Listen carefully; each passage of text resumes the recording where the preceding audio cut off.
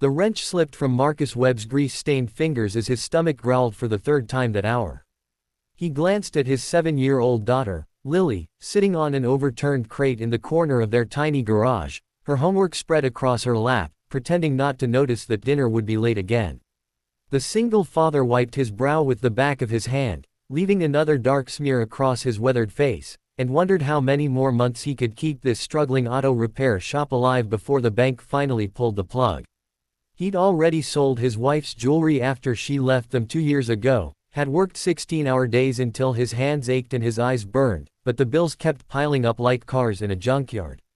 Tonight, like so many nights before, he'd smile at his little girl and pretend everything was fine, that the electricity wouldn't be shut off next week, that she wouldn't have to switch schools again.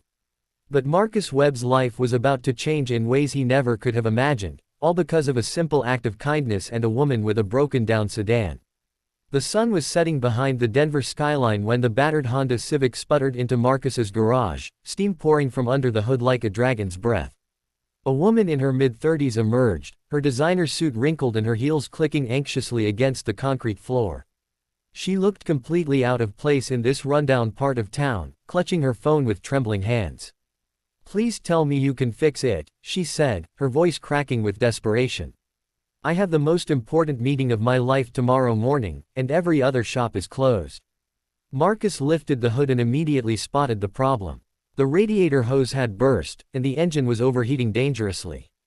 It was a straightforward fix, but it would take at least 2 hours, and he'd need parts he'd have to pull from his dwindling inventory. "I can fix it," he said quietly, already calculating whether he had enough gas money to get Lily to school tomorrow if he used his spare parts. "But I have to be honest with you, ma'am. It's past closing time, and I'd normally charge for after-hours service." The woman's face fell. She opened her wallet and Marcus watched her hands shake as she rifled through it. $3 bills and some change tumbled out. Her face flushed with embarrassment. "I was mugged yesterday," she whispered, tears forming in her eyes. "They took everything except what I'd hidden in my desk at work. My cards, my cash, everything.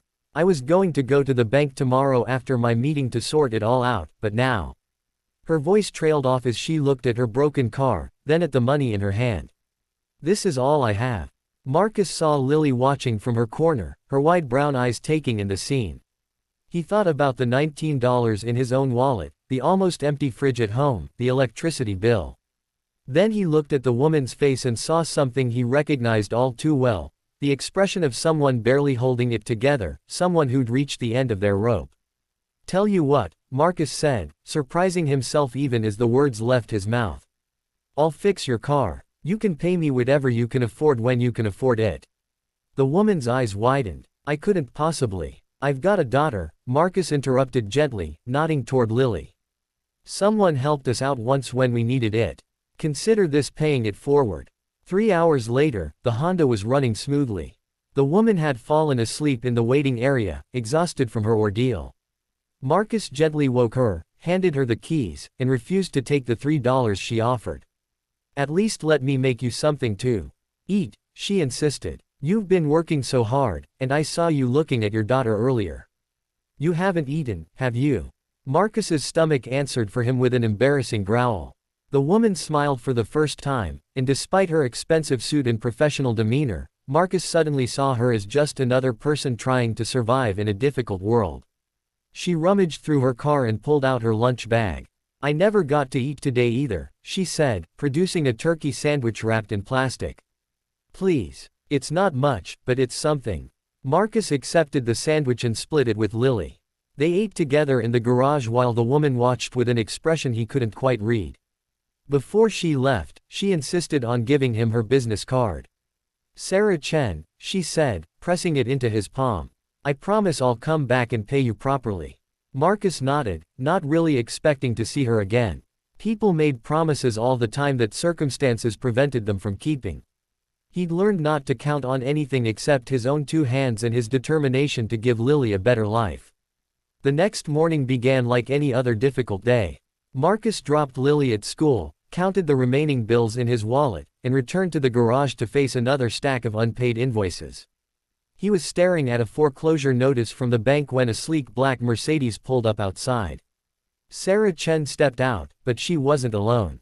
She was accompanied by a tall man in an expensive suit carrying a briefcase, and behind them, a camera crew was setting up equipment. Marcus Webb, the man asked, extending his hand. I'm David Martinez from Tech Innovations Group. Sarah here told me what you did for her last night. Marcus shook his hand, confused. I just fixed her car. You did more than that, Sarah said, her eyes bright with emotion. That meeting I was so desperate to get to. It was with Mr. Martinez's company. I'm a software developer, and I'd been trying for 3 years to get them to look at my app design. Yesterday was my only shot, and I'd almost given up hope when my car broke down. She smiled. Thanks to you, I made it. They loved my presentation. We signed a development deal this morning worth $2 million. Marcus felt the world tilt slightly. That's wonderful, but I don't understand why you're here. Sarah reached into her bag and pulled out an envelope. This is $20,000.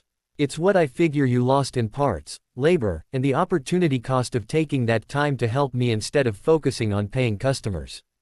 I can't accept that, Marcus protested, even as his mind raced with thoughts of paid bills and security for Lily. You can, and you will, Sarah said firmly. But that's not all. She nodded to David Martinez. Sarah told me about your situation, David said. She also told me you're a mechanical genius who can diagnose problems just by listening to an engine. Our company is developing autonomous vehicle technology, and we need consultants who understand cars from the ground up, people with real-world experience. We'd like to offer you a contract as a technical consultant. It pays $300,000 a year, and you can keep your garage running on the side if you want. Marcus couldn't speak. He looked from Sarah to David to the camera crew, who he now realized were from a local news station. This couldn't be real. Things like this didn't happen to people like him. There's one more thing, Sarah said softly. I'm setting up a foundation to help small business owners in crisis. I want to use part of my deal money to create grants for people like you, people who help others even when they can barely help themselves. I'd like you to help me run it, to identify the people who need help the most. That evening, Marcus sat with Lily in their small apartment above the garage. The news was playing on their old television, showing his stunned face as Sarah had surprised him earlier that day. Lily climbed into his lap, her small arms wrapping around his neck. Daddy, that lady came back, she said simply. Yes, baby, she did. You told me good people do good things because it's right, not because they'll get something back. Marcus hugged his daughter tightly, feeling tears prick his eyes. That's true, sweetheart. We helped her because it was the right thing to do. But sometimes, Lily said with the simple wisdom of a child, good things happen anyway. Marcus thought about the sandwich he'd shared with his daughter just 24 hours ago, about Sarah Chen's desperate face, about the choice he'd made to help even when he couldn't afford to. He thought about all the struggling single parents out there, all the people barely hanging on, wondering if their next act of kindness might be the one they couldn't afford. But he also thought about the ripples that kindness creates, about how one good deed can cascade into something beautiful and unexpected. Sarah hadn't just changed his life, she'd given him the opportunity to change countless others. The foundation they would build together would help people who, like him, worked themselves to exhaustion trying to keep their families afloat. People who deserved a break, who deserved to have their kindness rewarded, who deserved to know that the universe sometimes did notice their sacrifices. As Lily fell asleep in his arms, Marcus looked around their shabby apartment and smiled. Tomorrow, things would be different. Tomorrow, he could give his daughter the stability she deserved. Tomorrow, he could stop worrying about which bill to pay and which to defer. But tonight, he was simply grateful that in a world that often felt cold and indifferent, compassion still mattered. That sandwich had cost Sarah nothing, but she'd offered it when he needed it. He'd fixed her car for nothing, and she'd repaid him beyond his wildest dreams. Sometimes, Marcus realized, the smallest gestures of humanity create the biggest miracles. All you have to do is be brave enough to be kind, even when, especially when, you have almost nothing left to give.